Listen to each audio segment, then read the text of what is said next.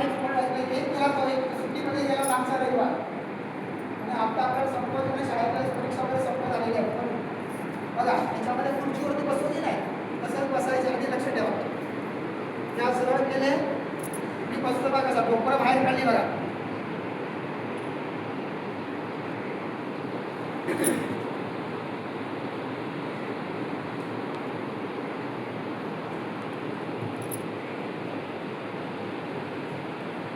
म्हणजे आपला पुरा बॅलन्स राहायला पाहिजे म्हणजे काय होतं तुमचं बद्धकोष्ठता बाथरूमला वगैरे शौचालय वगैरे साफ होतं याने कळलं का एवढं बसता आलं पाहिजे आपल्याला खाली असे पायी नाही करायचे असे सरळ स्ट्रेट कळलं का